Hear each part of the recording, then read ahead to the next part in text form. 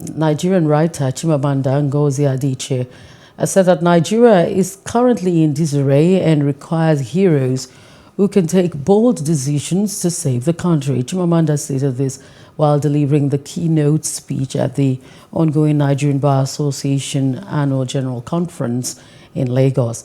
She said Nigerians are starved of heroes like the likes of late Dora Akunyili and Gani Fawemi to look up to. We are starved of heroes in this country.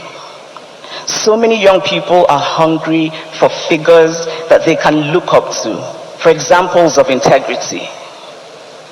One of my Nigerian heroes is Dr. Dora Akunyili, the late, may she rest in peace, may she continue to rest in peace, the late former Director General of NAFDAC, who was also considered troublesome.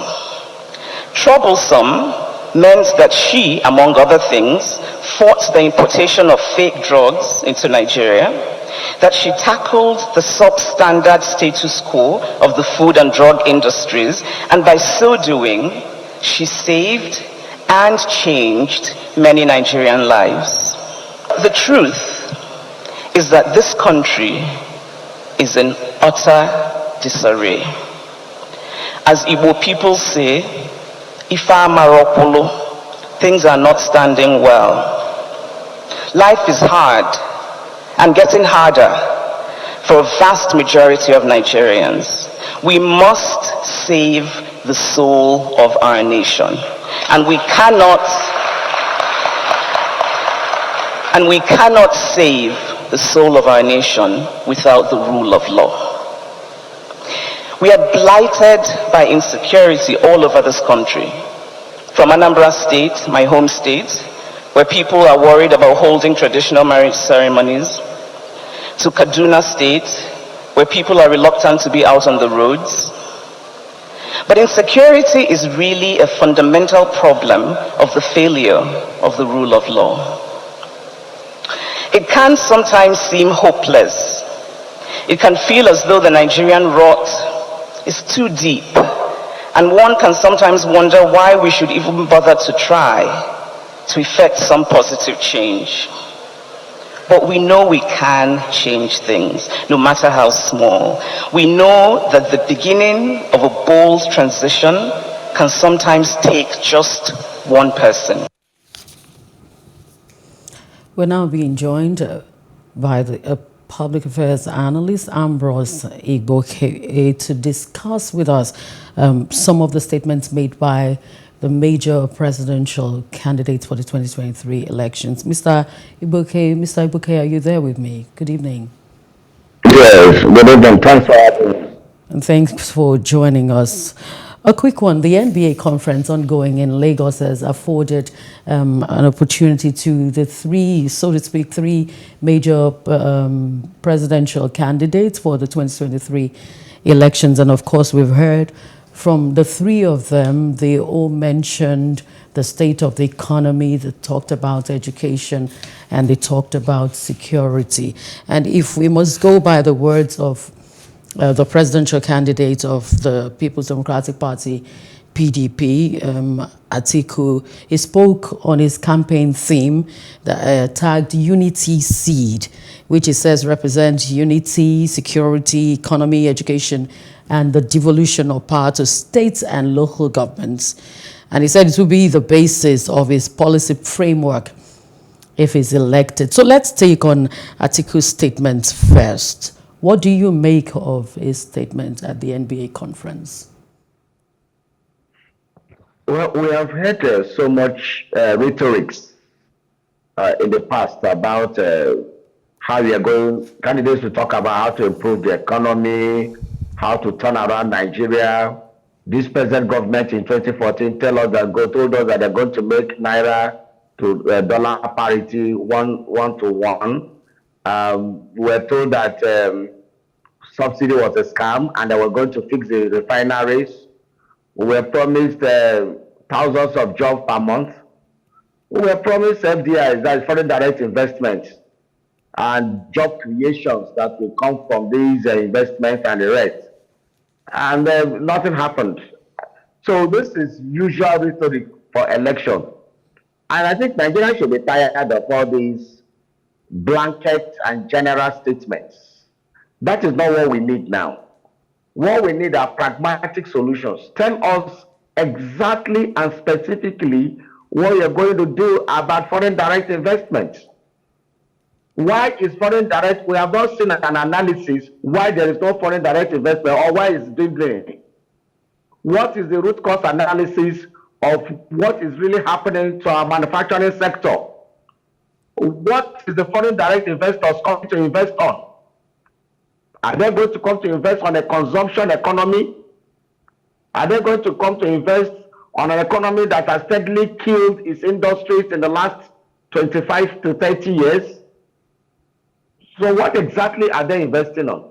So the candidates of the different political parties should be telling us about the root cause analysis, why we are where we are, and how we are going to get out of there. But these blanket statements, we are going to create jobs, we are going to increase security, it's not what Nigerians are going to hear, or we are going to bring foreign direct investors. How is what we want to know. Why don't we have it now? Is what we want to be, what we want to hear them expatiate on. So election of 2023 should be more of issue-based, solution finding, and root cause analysis. Now, Atiku mentioned the devolution of powers between the local and local governments and the states. And of course, government after government have always talked about this particular issue of trying to separate this power so we can have autonomous powers.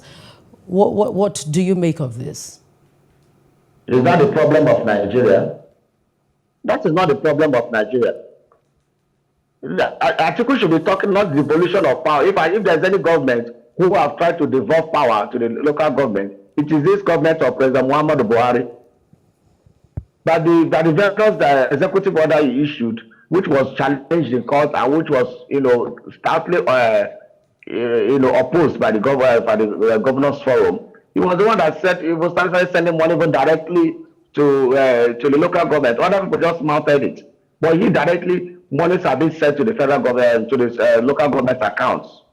So what Atiku should be talking about, he was there for 8 years as vice president, and it was not just an inactive vice president. It was a very, very powerful vice president. Why didn't they devolve power then? So these are aesthetics, optics for the media. We should be talking about devolution of power from the exclusive list. We should remove some powers from the exclusive list of the Constitution to the concurrent list. The exclusive list is too loaded and is bogging down the economy. For example, there's no fiscal federalism. For example, so many things are controlled from Abuja. Power is controlled from Abuja. A lot of other things are controlled from Abuja. Security is controlled from Abuja. Mining is controlled from Abuja. Exploitation of mineral resources is controlled from Abuja. How can economies be done that way? So this is not what we are talking about. We should sit down, look at our constitution critically, and see how to devolve some of the things in exclusive list and bring them to concurrent list, so that states can get more involved in economic development, especially tapping the mineral resources that are found under their soil, and see how they pay tax to the center. That is how to run a country. Away from the aesthetics, so to speak, as you've said, aesthetics of the politicians at the N.B.A conference, let's take a look at what Chimamanda Adichie, the foremost Nigerian writer, said. She said that Nigeria is lost on heroes. She said we are starved of heroes. She's right. I remember as a kid growing up, where one of my favorite subjects was social studies. As a kid growing up, we don't even have that. We don't even have that. We had history embedded in social studies, where we were able to know our history. We knew our heroes' past, and then there were heroes present. I remember as a kid growing up, we could see active ministers. We could mention a couple of ministers that were very, very active. Even down the line, even during the time of somebody like Olusegun Obasanjo between 1999 to 2007.